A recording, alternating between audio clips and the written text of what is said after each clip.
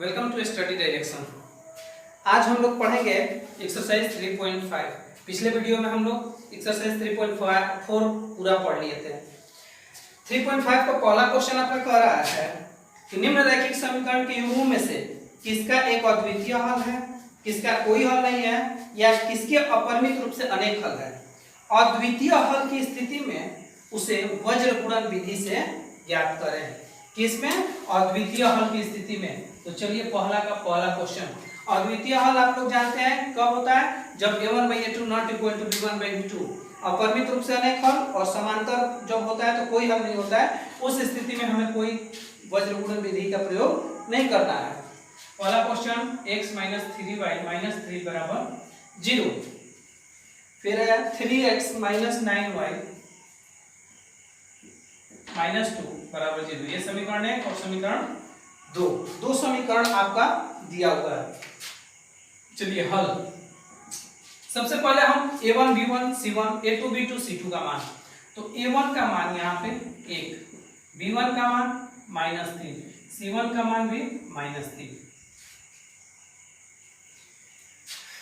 a2 3, b2 -9 और c2 आपका है -2।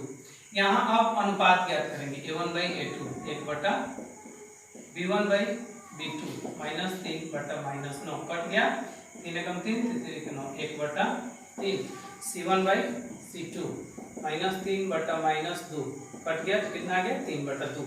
अब यहाँ हम क्या देख रहे हैं तो लिखेंगे चूंकि a1/a2 बराबर है b1/b2 के नॉट इक्वल टू c1/c2, अतः समीकरण युग्म का कोई हल नहीं है। क्यों कोई हल नहीं है? क्योंकि यह समांतर का कंडीशन है और समांतर की स्थिति में कोई हल नहीं होता है। चलिए क्वेश्चन नंबर 2, 2x + y बराबर 5। हम इसे a1x + b1y + c1 के बराबर रूप में लिखेंगे। तो यहाँ से हो जाएगा 2x + y + 5 इधर आएगा तो -5 = 0 इक्वेशन 1। फिर आगे दिया है आपका 3x + 2y बराबर 8, 3x + 2y - 8 = 0 इक्वेशन सेकंड। दो समीकरण दिया हुआ है। अब इसका हल हम ज्ञात करते हैं। a1 का मान 2, b1 का मान 1 और c1 का मान -5, a2 का मान 3, b2 का मान 2 और c2 का मान -8। a1/a2 2/3, b1/b2 1/2, c1/c2 -5 बटे -8 कट गया 5/8। अब देखिए यहाँ पे यह और यह a1/a2 b1/b2 इक्वल नहीं है, अतः समीकरण युग्म का कैसा हल है? अद्वितीय। अद्वितीय हल की स्थिति में हमें क्या करना है? वज्र गुणन विधि से मान ज्ञात करना है। तो x बराबर होता है b1c2 - b2c1 बटा a1b2 - a2b1। मान रख देंगे। b1 का मान 1, c2 का मान -8 b2 का मान 2, c1 का मान -5 बटा a1b2 - a2b1। माइनस प्लस गुणा होगा -8 एकम 8 प्लस 5 दूनी 10, 4 - 3, 10 में से 8 घटेगा 2 बटा 1 बराबर कितना 2, यानी कि x बराबर कितना आ गया 2।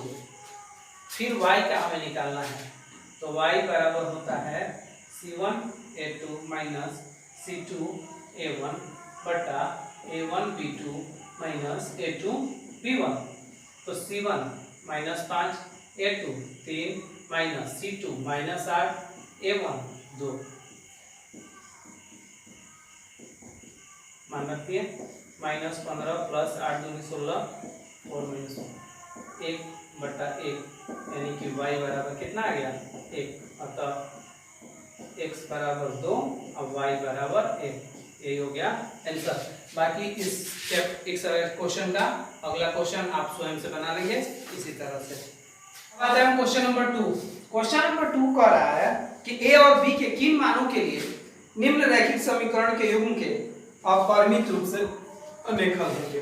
तो पहला आपका इक्वेशन दिया है कि 2x + 3y = 7 प्लस 7 इधर आएगा तो माइनस इक्वेशन 1। और यहाँ पे इक्वेशन 2 में जो है 3a + b - 2 इधर प्लस में है, सब एक साथ इधर आएगा तो सब माइनस में, तो हो गया इक्वेशन 2। आते हैं हम हल। सबसे पहले हम a1 b1 c1 a2 b2 c2 का मान निकालेंगे। तो a1 समीकरण 1 से देखेंगे 2, b1 3, c1 -7, a2 a - b, b2 a + b और आपका c2 -3a + b - 2। क्वेश्चन में कह रहा है कि अपरिमित रूप से अनेक हल।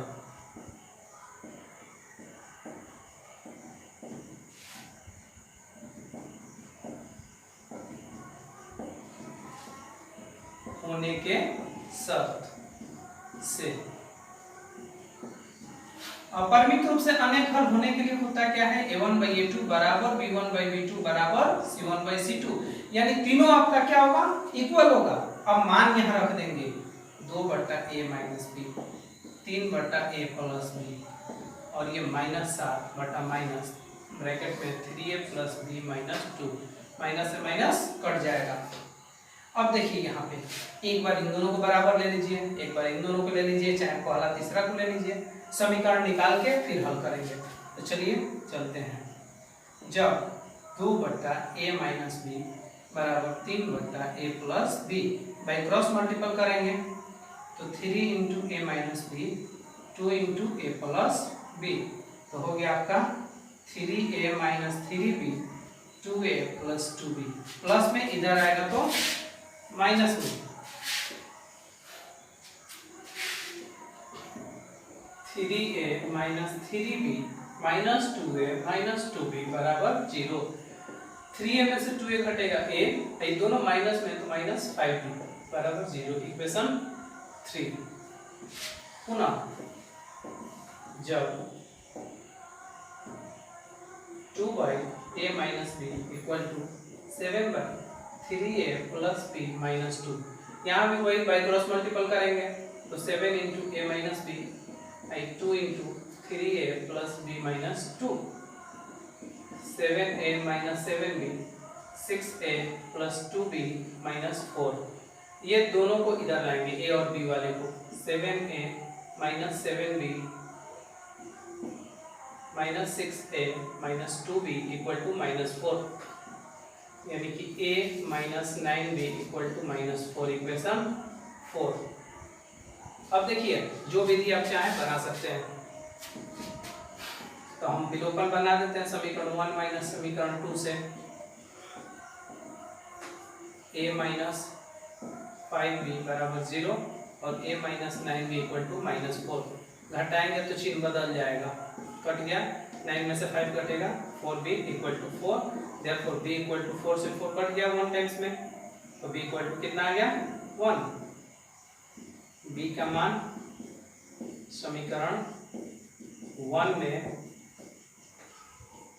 रखने पर समीकरण 1 आपका है a - 5b = 0, a - 5 × 1 = 0, तो a - 5 = 0, -5 उधर जाएगा तो +5, यानी कि therefore a = कितना मिला, नीचे मत जाइए, यानी कि a = कितना आ गया 5। अतः a बराबर 5 और b बराबर 1, यही हो गया आपका आंसर। अब आते हैं क्वेश्चन नंबर 2 पर। क्वेश्चन नंबर 2 कह रहा है कि k के किस मान के लिए निम्न रैखिक समीकरण के युग्म का कोई हल नहीं है। तो समीकरण आपका दिया है क्या, 3x + y = 1, +1 था इधर आया तो -1 इक्वल टू क्या बच गया 0, इक्वेशन 1। फिर आपका दूसरा 2k - 1 × x + k - 1 × y = 2k + 1, plus में है इधर दोनों, इधर आए तो माइनस, इक्वेशन ये हो गया आपका 2। चलिए अब हल में चलते हैं।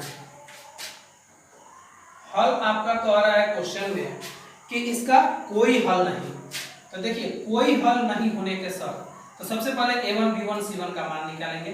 तो a1 बराबर 3, b1 बराबर 1 और c1 बराबर -1, a2 बराबर 2k - 1, b2 बराबर k - 1 और c2 बराबर माइनस में 2k + 1। कोई हल नहीं होने के शर्त से, तो कोई हल नहीं होने का शर्त क्या होता है, a1/a2 = b1/b2 and not equal to c1/c2, यानी समांतर के कंडीशन में कोई हल नहीं होता है। तो 3/2k - 1 = 1/k - 1 not equal to -1/-2k + 1। तो यहाँ पे देखिए ये नॉट इक्वल टू है, तो इसका हमें कोई मान नहीं करना है, यही तो से हम k का मान निकाल देंगे। 3/2k - 1 = 1/k - by cross multiple करेंगे 3 × k - 1 1 × 2k - 1 3k - 3 = 2k - 1 3k + 2k इधर आएगा तो -2k -1 + 3 यानी k = कितना आ गया, तो यही क्या हुआ हमारा आंसर।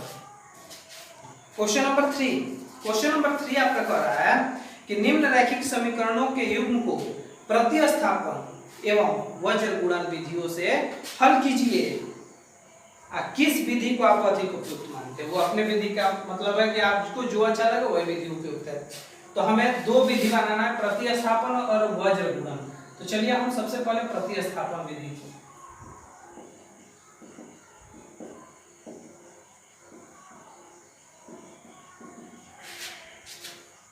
समीकरण 1 से, समीकरण 1 है आपका 8x + 5y = 9 प्लस 5y उधर जाएगा तो माइनस x बराबर 9 - 5y बराबर बटा में 8। समीकरण x का मान समीकरण 1 से निकाले हैं तो 2 में रखेंगे।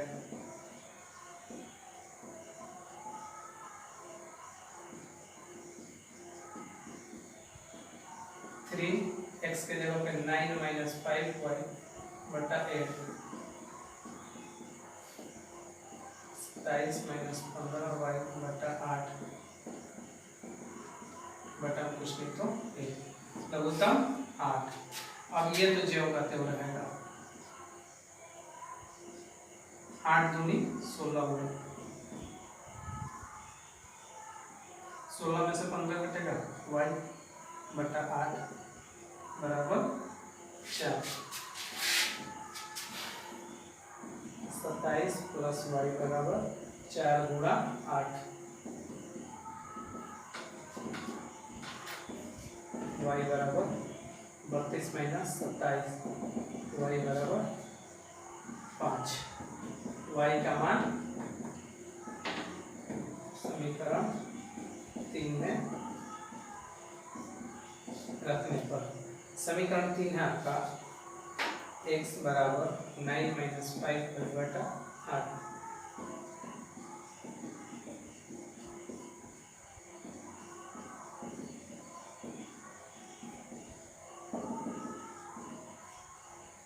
माइनस 16 बटा 8 8 दूनी 16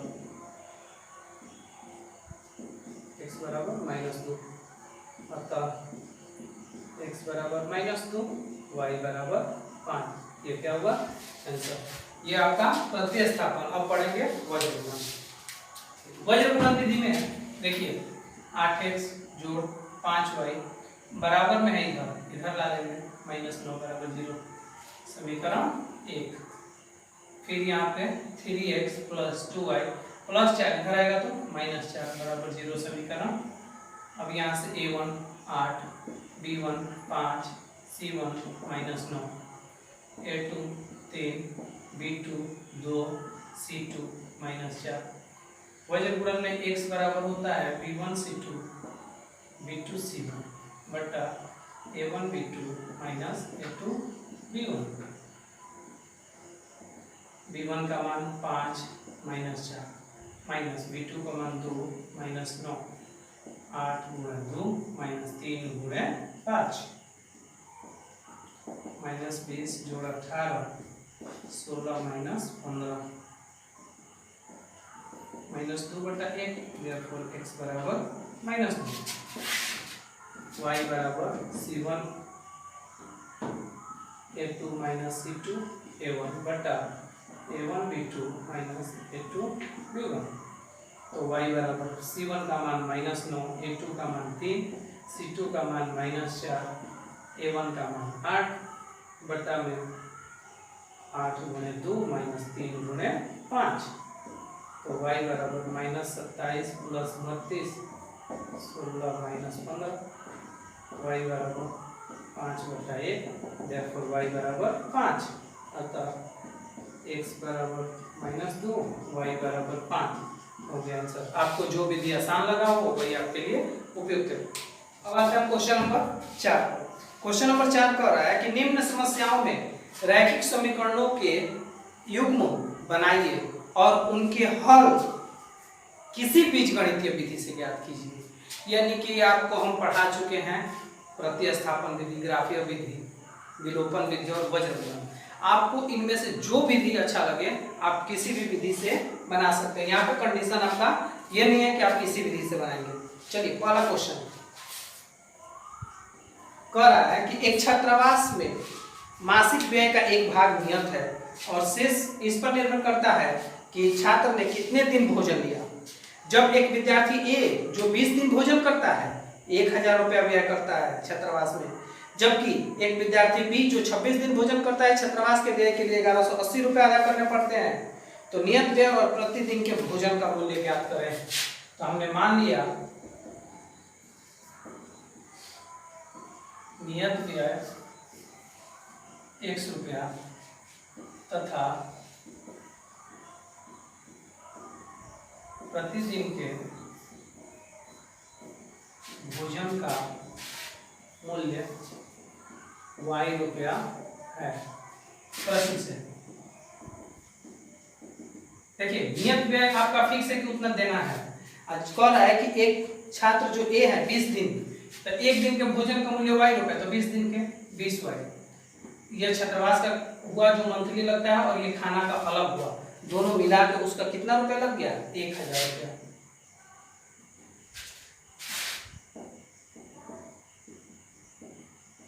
जबकि एक छात्र बी 26 दिन के लिए 1180 रुपया, तो x प्लस 26 y बराबर 1180 समीकरण हम विलोपन विधि से बना देते हैं जल्दी बनाने के लिए। तो समीकरण 1 माइनस समीकरण 2 से x प्लस 20y बराबर 1000। x को घटाना है तो गुणा नहीं करना है क्योंकि दोनों का गुणांक इक्वल है। घटा दिए 26 में से 20 घटेगा माइनस 6y माइनस 180। माइनस से माइनस करके 6 गुणा में उधर जाएगा तो भागा में कितना बार में कट गया 30 बार में, यानी y बराबर 30। y का मान समीकरण 1 में रखने पर समीकरण 1 है आपका x plus 20y 1000, x plus 20 गुणा 30 बराबर 1000, x प्लस 600 बराबर 1000। प्लस 600 उधर जाएगा तो माइनस, यानी कि x बराबर कितना आ गया 400। अतः नियत व्यय बराबर x बराबर 400 रुपया तथा प्रतिदिन के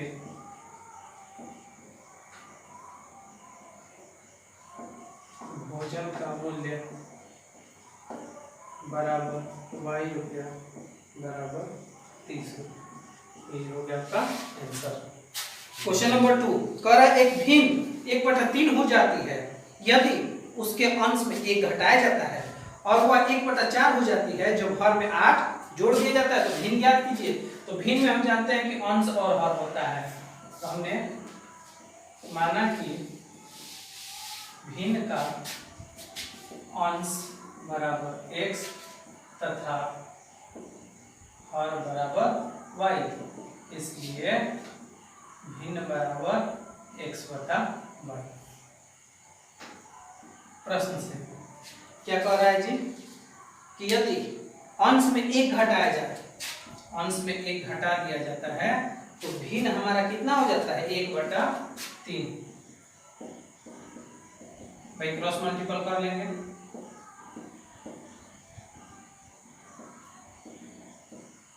प्लस वाई इधर आएगा तो माइनस वाई, माइनस 3 इधर जाएगा तो प्लस 3, इक्वेशन 1।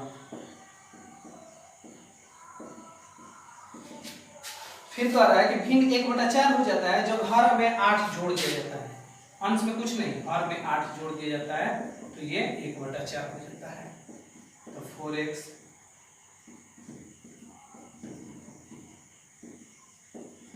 प्लस वाई इधर आएगा तो माइनस वाई,